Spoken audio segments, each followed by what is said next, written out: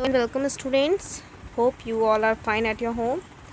आज पढ़ेंगे NCERT science का क्लास 8 का चैप्टर 2 माइक्रो ऑर्गेनिज्म। चलिए स्टार्ट करते हैं। Micro organism. You might have watch advertisement on television saying water tap is unsafe. यानी ये कह रहा है कि हमने टेलीविज़न पर काफ़ी एडवर्टाइजमेंट देखे हैं जिसमें कहते हैं कि टैप वाटर जो होता है वो अनसेफ होता है हमारी हेल्थ के लिए, और use Aquaguard a water purifying system in order to get water safe for drinking. और हमें साफ़ पानी पीने के लिए या फिर साफ़ पानी लेने के लिए हमें एक्वागार्ड या वाटर प्योरीफाई का यूज़ करना चाहिए। ठीक है। अब ये इसने कहा क्यों, इसका सेंस ऐसे जाता है कि जब हम टैप वाटर में बहुत सारे माइक्रो ऑर्गेनिज्म होते हैं, ठीक है, जो हमारी हेल्थ के लिए अच्छे नहीं होते, हमारी हेल्थ के लिए अनसेफ होते हैं। और ये जो एक्वागार्ड या वाटर प्योरीफायर होते हैं वो क्या करते हैं, उन माइक्रो ऑर्गेनिज्म को ख़त्म कर देते हैं उस पानी से, और वो जो पानी होता है फिर हमें पीने के लिए अच्छे से मिल जाता है। अब देखते हैं माइक्रो ऑर्गेनिज्म होते क्या हैं। Living organism which are not visible to the naked eyes are known as micro organism.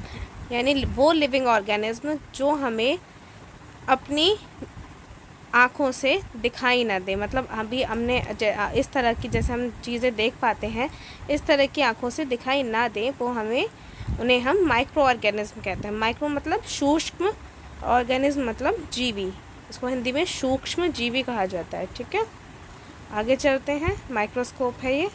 ठीक है, microbes are the tiniest possible living organisms that are too small to be seen through naked eyes. They are living organisms can be seen only with a microscope or a magnifying glasses। यानी कि ये कह रहे हैं microbes जो होते हैं, micro organism जो होते हैं वो सब मतलब छोटे, बहुत ही छोटे होते हैं, बहुत ज़्यादा छोटे, और जिन्हें हम अपनी नेक्ड आइज से नहीं देख सकते उन्हें हम देखते हैं माइक्रोस्कोप की हेल्प से। एक माइक्रोस्कोप का डायग्राम दिखा रखा है।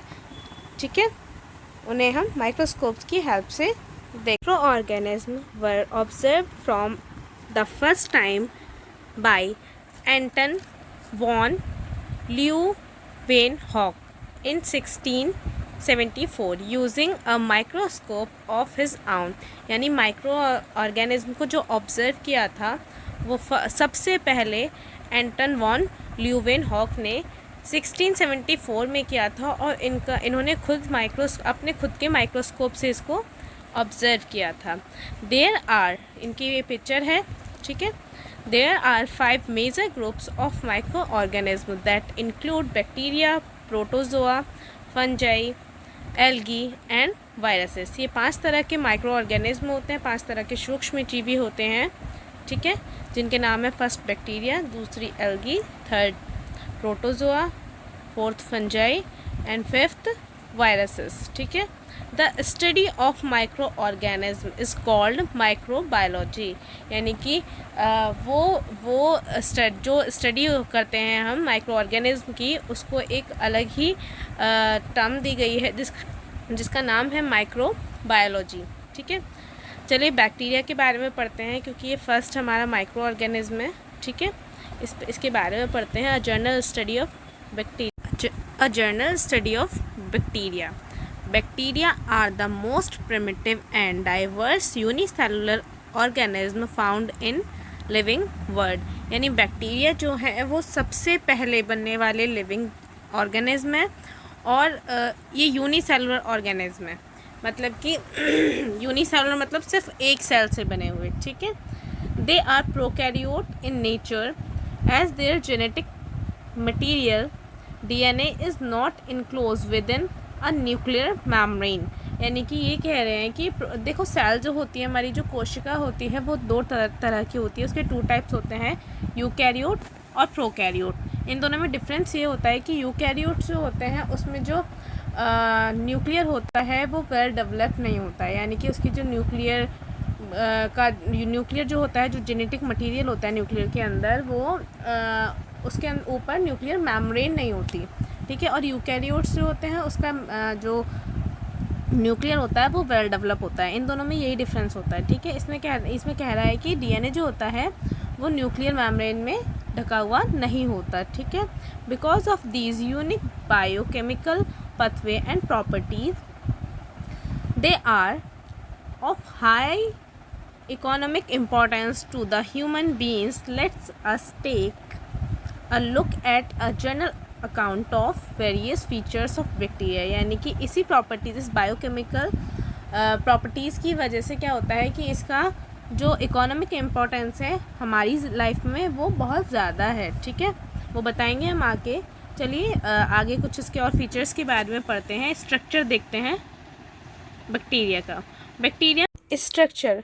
Bacterium is a unicellular in nature consisting of a cell wall made up of peptidoglycan, cell membrane and protoplasm. यानी कि जो हमारा बैक्टीरिया होता है वो यूनिसेलुलर होता है, यानी एक सेल का बना हुआ होता है, और इसकी जो सेल वॉल होती है वो पेप्टिडोग्लाइकन की बनी होती है, सेल मेम्ब्रेन होती है और फोटोप्लास्ट होता है, ठीक है। DNA lies freely in the center region of cytoplasm. यानी कि डीएनए जो होता है वो साइटोप्लाज्म के सेंटर रीजन में फ्रीली रहता है, ठीक है, फ्रीली पड़ा रहता है, ठीक है। इसके स्ट्रक्चर को अच्छे से देख लीजिए और आपको बनाना भी है ये।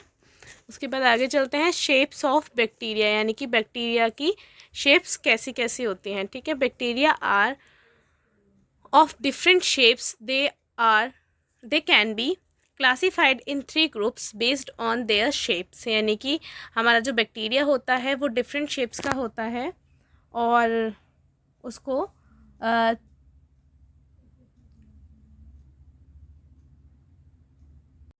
क्लासिफाइड किया गया है 3 ग्रुप्स में उनकी शेप्स के बेस पर, ठीक है। फर्स्ट है स्फेरिकल, सेकेंड है रॉड लाइक एंड थर्ड है स्पाइरल, ठीक है। फर्स्ट हमारे यहाँ पर रॉड्स दे रखा है, तो रॉड्स के बारे में पढ़ते हैं। They are rod shaped bacteria and are called bacilli.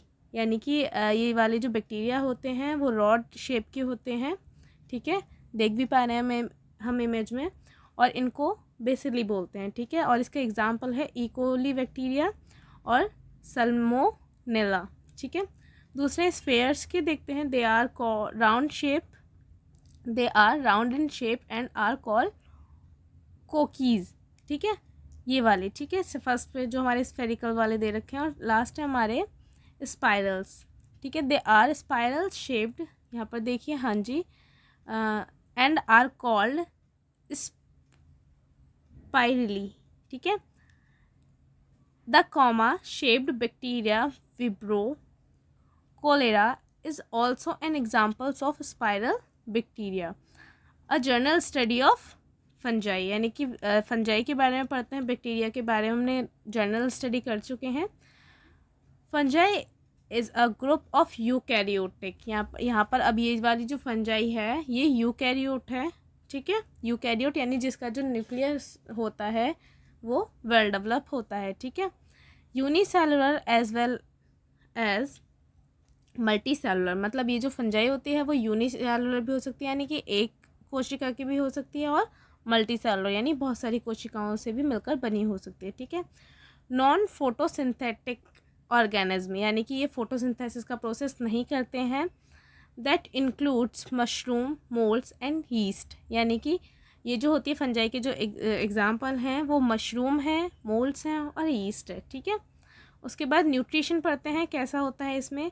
अब जब ये फोटोसिंथेसिस नहीं करते हैं तो इनको न्यूट्रिशन कैसा मिलता है। Most of fungal species are saprophytic in nature. यानी कि सेप्रोफिटिक होती हैं, ये अपना भोजन दूसरों से लेते हैं, ठीक है। मैंने बताया था सेप्रोफिटिक कैसे होते हैं लास्ट वीडियोस में। Some of them are parasitic on various plant and animals as well. यानी कि ये जो होती हैं ये पैरासिटिक होती हैं, यानी कि दूसरे प्लांट्स और एनिमल्स से अपना भोजन लेती हैं, और सेप्रोफिटिक जो होती हैं वो सड़े गले चीज़ों से अपना न्यूट्रिशन लेती हैं, ठीक है। रिप्रोडक्शन इन फंजाई, यानी रिप्रोडक्शन कैसे होता है इनमें। Most fungi reproduce asexually through sexual reproduction may also take place in few cases, यानी कि फंजाई में मोस्टली जो रिप्रोडक्शन होता है वो असेक्शुअल होता है, लेकिन कुछ कुछ केसेस में सेक्शुअल रिप्रोडक्शन भी देखने को मिल जाता है. Sexual reproduction may occur in the form of spores formation as in rhizopus और एज बडिंग इन ईस्ट, यानी कि असेक्शुअल रिप्रोडक्शन के बाद जो स्पोर्स राइजोपस में तो स्पोर्स फॉर्मेशन होता है, ठीक है, और बडिंग होती है ईस्ट में. फंजाई अब आगे पढ़ते हैं. Fungi are plant like organism that are multi cellular, मतलब फंजाई जो होती है वो प्लांट के जैसा ऑर्गेनिज्म है एक, जो कि मल्टी सेलुलर होती है, ठीक है, यानी बहुत सारी सेल से मिलकर बनी हुई होती हैं. दे आर हेट्रोट्रॉफिक्स, यानी कि ये ये ऑटोट्रॉफ्स नहीं होते, ये फोटोसिंथेसिस नहीं करते हैं, अपना न्यूट्रिशन दूसरों से लेते हैं. एज दे लैक क्लोरोफिल, ठीक है. Most of the fungi are invisible to the naked eyes, यानी कि ज़्यादातर जो ये जो होती है, ज़्यादातर जो फंजाई होती है वो इनविजिबल होती है हमारी आंखों से, नेक्ड आइज से दिखाई नहीं देती है. Yeast and moulds are the example of fungi that can not be seen through naked eyes, यानी कि मोल्ड्स और ईस्ट जो होती है वो एग्जाम्पल है हमारी उस वाली फंजाई के जिसे हम अपनी आंखों से नहीं देख सकते, ठीक है. वी कीप, ये इमेज है उसकी, ठीक है. We keep the food in the refrigerator for preserving the food for a long time, यानी कि हम अपने फूड को प्रिजर्व करने के लिए फ्रिज में रख देते हैं. However still have you even notice the presence of whitish and greenish patch on the slice of bread, यानी कि उसके बाद भी हमें क्या आपने कभी देखा है कि ब्रेड पर एक वाइट या ऐसे अगर ब्रेड काफ़ी दिन रखी रहे तो ब्रेड पर वाइट या ऐसे ग्रेनिश यानी कि कुछ हरी हरी सी, कुछ कत्ते कत्ते सी पैचेस आ जाते हैं ब्रेड पर, ठीक है. Can you guess what these whitish and greenish patches are, मतलब आपको पता है वो वाइटिश और ग्रेनिश जो ग्रेइश जो पैचेस होते हैं वो क्या होते हैं, उसके बारे में पढ़ते हैं. ब्रेड मोड, यानी देखिए इस तरह के होते हैं.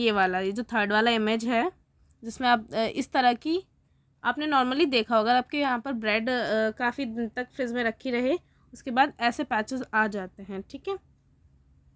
The white greyish patch are the fungus, a multicellular organism that has developed on the a slice of bread, यानी कि ये जो पैचेस होते हैं, जो धब्बे होते हैं, ये फंगस होती है, ठीक है. मल्टीसेलुलर ऑर्गेनिज्म यानी बहुत सारी सेल से मिलकर बनी हुई ऑर्गेनिज्म होते हैं जो कि डेवलप्ड हो जाते हैं हमारी ब्रेड की स्लाइस पर. If you observe it under a magnifying glass, यानी कि अगर आप इसे ऑब्जर्व करेंगे मैग्नीफाइंग ग्लास से, then fungus appear as a thread like structure, यानी कि आपको कुछ इस तरह का स्ट्रक्चर दिखाई देगा, ठीक है. आप माइक्रोस्कोप से देखेंगे या मैग्नीफाइंग ग्लास से देखेंगे तो, ठीक है. These thread like filament are called hyphae. They also produced tiny black rounded structure that are called spores, ठीक है. ये क्या करते हैं, ये हाइफी दे आर कॉल्ड, ये प्रोड्यूस करते हैं छोटे छोटे ब्लैक गोल गोल स्ट्रक्चर जिन्हें हम स्पोर्स कहते हैं. The sexual and asexual reproduction of fungi take place via these spores, और मतलब असेक्शुअल और सेक्शुअल रिप्रोडक्शन इन्हीं से होता है. अब ये फंजाई आर 3 टाइप्स, ठीक है. फंजाई आर ऑफ 3 टाइप्स, यानी कि fungi thread like fungi, they grow in the form of fine thread and form cottony mass on the surface of things such as bread and cheese, यानी कि ये वाली जो fungi होती है ये थ्रेड्स और कॉटनी मैश, ठीक है, की तरह से उस पर हमें ब्रेड पर या फिर चीज़ के ऊपर दिखाई दी जाती है normally. These thread are called hyphae.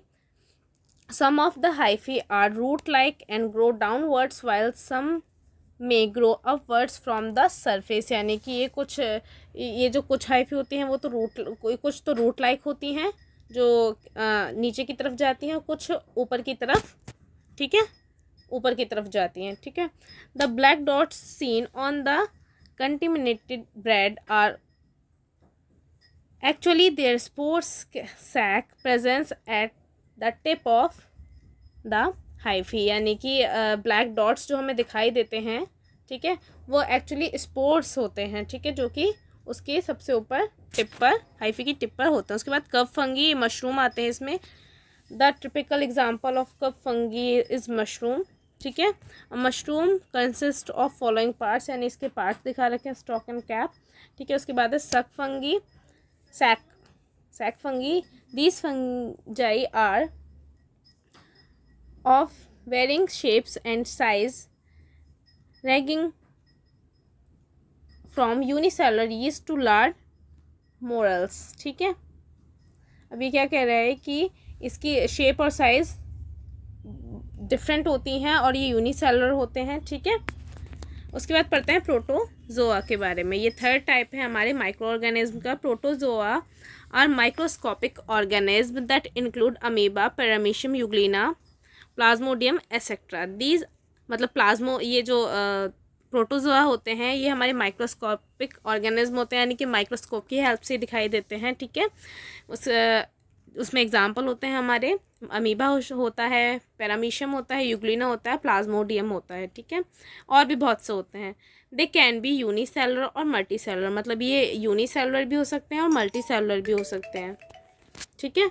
They are simple primitive organism that are usually found in water, यानी कि ये जो होते हैं हमारे ये मतलब सिंपल प्रिमिटिव ऑर्गेनिज्म, यानी कि सबसे पहले बनने वाले ऑर्गेनिज्म होते हैं।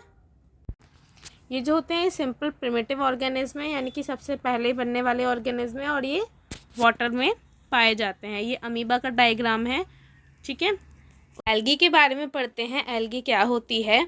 Algae are multi cellular photosynthetic organism, यानी इम्पॉर्टेंट बात ये है यहाँ पर कि ये फर्स्ट ऑर्गेनिज्म है जो कि फोटोसिंथेसिस का प्रोसेस कर रहे हैं, ठीक है।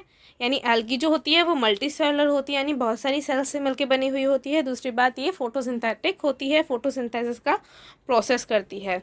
The slimy green patches that are seen in ponds are called spirogyra, यानी कि जो हमें तालाब में जो ग्रीन हरे हरे से पैचेस दिखाई देते हैं, हरे हरे से धब्बे दिखाई देते हैं, जिसे हम नॉर्मली काई भी बोलते हैं, वो क्या होती है वो होती है हमारा स्पायरोगायरा नामक एल्गी होती है। Spirogyra is a green filamentous alga which is commonly found in fresh water habitats. It appears as bright dark green filament that generally move along the with water currents, यानी कि ये जो होती है हमें नॉर्मली पॉन्ड्स वगैरह में दिखाई दे ही जाती है, फ्रेश वाटर में प्रेजेंट होती है, फ्रेश वाटर में अपने मतलब फ्रेश वाटर में पाई जाती है, ठीक है। फ्लामेंटस, यानी फ्लामेंटस इसका जो स्ट्रक्चर होता है वो ग्रीन फ्लामेंटस होता है, ठीक है। उसके बाद पढ़ते हैं एल्गी के 3 टाइप्स। एल्गी जो होती है हमारी 3 टाइप्स की होती है, ग्रीन एल्गी, ब्राउन एल्गी और रेड एल्गी, ठीक है। ग्रीन एल्गी होती है, स्टार्ट करते हैं। They contain green pigment called chlorophyll, यानी कि ग्रीन एल्गी जो होती है उसमें ग्रीन पिगमेंट होता है जिसको हम क्लोरोफिल कहते हैं। And are capable of performing photosynthesis, यानी कि इसी की वजह से फोटोसिंथेसिस का प्रोसेस परफॉर्म कर पाती है। They are a major source of food for aquatic organism, यानी कि ये जो होती है मेजर सोर्स होती है फूड मतलब एक्वाटिक ऑर्गेनिज्म के लिए एक फूड मतलब एक न्यूट्रिशन का ऑब्जेक्ट समझ लो, ठीक है। यानी कि यह मेजर सोर्स होती है फूड का एक्वाटिक एनिमल्स के लिए। They vary in the shape and size, यानी कि ये विभिन्न शेप और साइज की हो सकती है। They can be a single celled such as chlamydomonas, ठीक है। यानी कि सिंगल सेल्ड मतलब ये जो होते हैं सिंगल सेल भी हो सकते हैं, ठीक है, जिसको हम क्लेमाइडोमोनास कहते हैं। फ्लामेंटस सच एज स्पायरोगायरा, मतलब अगर ये सिंगल सेल वाली एल्गी को हम क्लेमाइडोमोनास, ठीक है। फ्लामेंटस जो होता है उसको हम एज ए स्पायरोगायरा, यानी कि स्पायरोगायरा का जो होता है वो शेप वो फ्लामेंटस होता है। और कॉलोनियल सच एज वॉलवॉक्स, यानी कॉलोनीज वाला जो होता है उसे हम वॉलवॉक्स बोलते हैं। The figure of Chlamydomonas given below, यानी कि ये जो डायग्राम दे रखा है हमारा क्लेमाइडोमोनास का है, ठीक है। उसके बाद पढ़ते हैं ब्राउन एल्गी के बारे में। Most of them the aquatic and brown algae, most of them aquatic and live in water as seaweeds. Examples include fucus and laminaria claps. Claps are large and grow up to the length of 60 meter. They are rich in minerals such as iodine and calcium and are used to fertilize soil and feed domestic animals. The gummy substance called algin is also obtained from claps. Algin is used for making rice, ice cream and toothpaste. अब ये क्या कह रहा है, जो brown algae होती है ये भी एक्वाटिक ही होती है। इसके एग्जांपल है फ्यूकस और लेमिनेरिया, ठीक है। ये लेमिनेरिया जो होते हैं वो काफ़ी बड़े होते हैं और 60 मीटर तक ग्रो कर जाते हैं, ठीक है। और ये रिच होते हैं, मतलब इनमें मिनरल्स होते हैं इसमें ज़्यादा, जैसे कि आयोडीन और कैल्शियम, ठीक है। ये सॉइल की फर्टिलिटी को बढ़ाने के लिए भी यूज़ किया जाता है और डोमेस्टिक एनिमल्स इन्हें खाते भी हैं, ठीक है। उसके बाद आगे चलते हैं रेड एल्गी के बारे में। दे आर ऑल्सो एक्वाटिक, ये भी एक्वाटिक होती है, found in deep sea water, और ये अंदर मतलब समुद्र के अंदर की तरफ मिलती है। Most common red alga is Conduras, which is used for making a jelly-like substance that is used in salad dressing, toothpaste, etc. Agar is also obtained from red alga, ठीक है। यानी कि ये जो होती है ये जेली लाइक सब्सटेंस बनाने के लिए भी काम आती है, जिससे सैलड ड्रेसिंग होती है हमारी, और टूथपेस्ट वगैरह बनाने में भी यूज़ होती है, ठीक है। उसके बाद आता है वायरसेस के बारे में पढ़ रहे हैं। आजकल तो वायरसेस हम बहुत ज़्यादा नोटिस भी कर रहे हैं वायरसेस को। Viruses are ultra microscopic organism that are visible only through an electron microscope, यानी कि वायरसेस जो होते हैं वो अल्ट्रा माइक्रोस्कोपिक ऑर्गेनिज्म होते हैं जो सिर्फ दिखाई देते हैं इलेक्ट्रॉनिक माइक्रोस्कोप से, ठीक है। They are smaller than bacteria, और ये बैक्टीरिया से भी छोटे होते हैं, ठीक है। They can not reproduce on their own as they lack of required machinery for replication, यानी कि ये क्या कह रहा है कि ये ये कहना चाह रहा है कि अगर ये इन्वायरमेंट में तो ये खुद अपने आप को रिप्रोड्यूस नहीं कर सकता, ठीक है। इसको रिप्रोडक्शन के लिए, ठीक है, किसी बॉडी की नीड होती है। Therefore they need to infect a host cell, यानी कि मैंने बोला इनको होस्ट सेल की नीड होती है। The viruses get inside the host cell and make 100 and 1000 copy of it cells by using the host machinery, यानी कि ये कह रहे हैं कि जब ये किसी भी होस्ट सेल के अंदर चला जाता है, अब एग्जांपल हम कोरोना वायरस का ही ले लेते हैं। अगर हम एक वायरस से इन्फेक्ट होते हैं, ठीक है, तो उसके बाद हमारी बॉडी में जैसे वो जाएगा अंदर, तो वो तुरंत अंदर जाकर बहुत सारे वायरस इसमें कन्वर्ट हो जाएगा, यानी कि हमारी बॉडी के अंदर उसे एक होस्ट मिल गया है, ठीक है। हमारी बॉडी के अंदर वो बहुत सारे सेल्स मतलब अपने जैसे हज़ारों बना लेगा, ठीक है, रिप्रोड्यूस कर लेगा अपने जैसे, ठीक है। HIV are the example of virus. अब हम कोई भी वायरस का एग्जाम्पल ले सकते हैं। Also there is a group of viruses that infect bacteria. These are known as bacteriophage, ठीक है। आगे चलते हैं। बैक्टीरियोफेज का ये वायरस, किसी वायरस का, ये TMV टोबैको मोज़ाइक वायरस का एग्जाम्पल है और डायग्राम भी है, ठीक है। ये डायग्राम है उसका। यस, अब फीचर्स देखते हैं माइक्रो ऑर्गेनिज्म के। माइक्रो ऑर्गेनिज्म में भी सिंगल और मल्टी सेलुलर, यानी कि वो यूनिसेलुलर भी हो सकते हैं, मल्टी सेलुलर भी हो सकते हैं।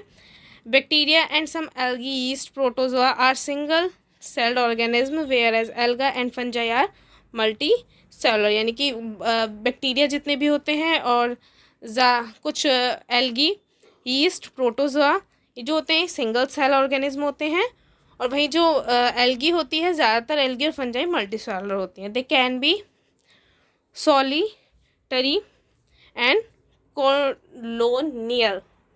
A protozoan such as amoeba can spend its whole life alone moving through the water. Other such as fungi and bacteria live the work together in colonies to help each other, यानी कि ये जो होते हैं कुछ कुछ अपनी life पूरी अलोन ही बिता देते हैं और कुछ अपने ग्रुप्स में बिताते हैं अपनी कॉलोनीज़ में एक दूसरे की हेल्प करते हुए। ठीक है, micro organism can be heterotrophic और ऑटोट्रॉफिक, यानी कि माइक्रो ऑर्गेनिज्म जो होते हैं वो हेट्रोट्रॉफिक भी होते हैं और ऑटोट्रॉफिक। 7th क्लास में आपने पढ़ा भी होगा। हेट्रोट्रॉफिक वो होते हैं जो अपने खाने के लिए, अपने न्यूट्रिशन के लिए दूसरों पर डिपेंड करते हैं। ऑटोट्रॉफिक वो होते हैं जो फोटोसिंथेसिस करके अपना फूड खुद ही बना लेते हैं। ठीक है, उसके बाद है micro organism can be reproduce sexually और असेक्सुअली, यानी कि माइक्रो ऑर्गेनिज्म जो होते हैं इसमें रिप्रोडक्शन जो होता है वो सेक्सुअल भी हो सकता है और असेक्सुअल भी हो सकता है। नेक्स्ट चलते हैं सबसे अच्छा, sustainable condition of for growth of micro organism, यानी कि माइक्रो ऑर्गेनिज्म को ग्रोथ करने के लिए कैसी जो इन्वायरमेंट मतलब कैसी उनको अच्छे जो कंडीशंस चाहिए होती हैं वो कौन सी कंडीशन में अच्छे से ग्रो कर जाते हैं, पढ़ते हैं। Temperature plays an important role in the growth of micro organism, यानी कि टेम्परेचर जो होता है वो एक इम्पॉर्टेंट रोल प्ले करता है माइक्रो ऑर्गेनिज्म की ग्रोथ में।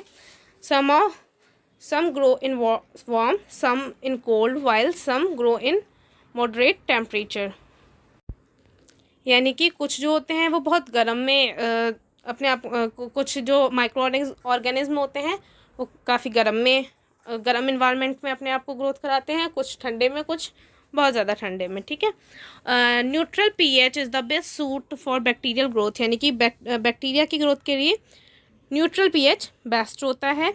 ठीक है, micro organism require water as they absorb all the essential nutrition from their surrounding water, यानी कि ये इनको पानी की नीड होती है, वाटर की नीड होती है अपने इसेंशियल न्यूट्रिशन को अपने आसपास से लेने के लिए। Gases like carbon dioxide, hydrogen and oxygen are also need for their development, यानी कि इनको इनको कार्बन डाइऑक्साइड की नीड होती है, हाइड्रोजन की नीड होती है और ऑक्सीजन की नीड होती है अपने डेवलपमेंट के लिए।